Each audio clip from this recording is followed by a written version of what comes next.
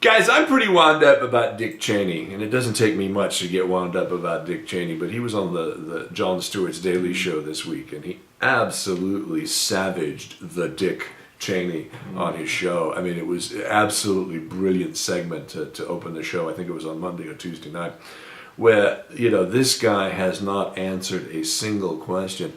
And he was on Meet the Press on Sunday, and I can share with you now a very short clip from that show.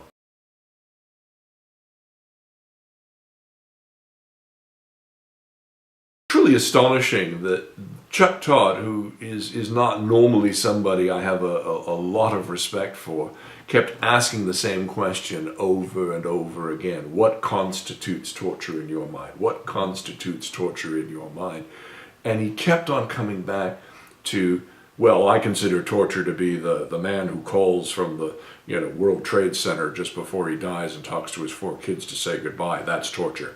It was just so totally opposite of what the question was asking, and he kept on asking over and over. And I have to give Chuck credit there.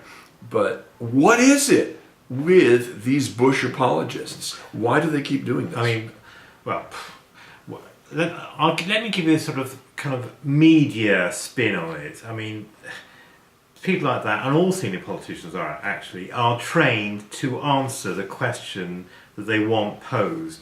So they won't ever answer the question that is actually posed. Yeah. And in fairness, this is an example where over and over again the same question was asked in a sense, and he just wouldn't answer it.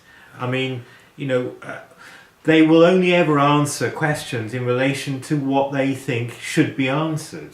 That's the key.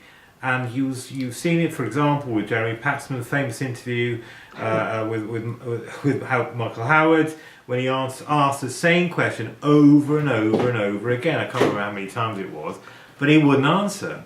And it's all part of kind of media training, that they are trained not to answer that question, only answer the question they want answered. It almost reminds me of the Tea Party guy that was from Colorado. He was a congressman running.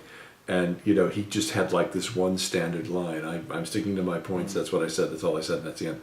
And literally the reporter asked him, he said, so no matter what we ask you, is that going to be your answer? I'm sticking to my points. It was just like, my God, when are people going to wake up and demand that the mainstream media ask these questions? Absolutely. That's absolutely fantastic. That's exactly the way reporters should be, Yeah. You should trained to be answer the question, so you keep asking the question, and if you aren't getting the right reply, or that's been dodged or whatever, you're not getting the answer, then you just ask it again.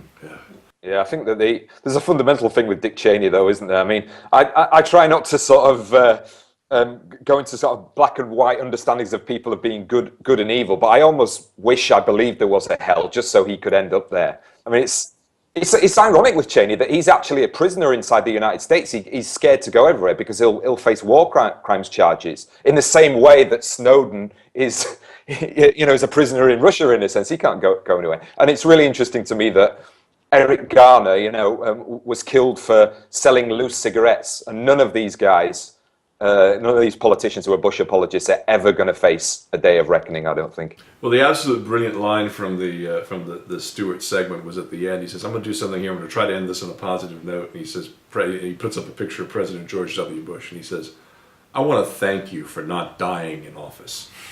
I mean, think about that.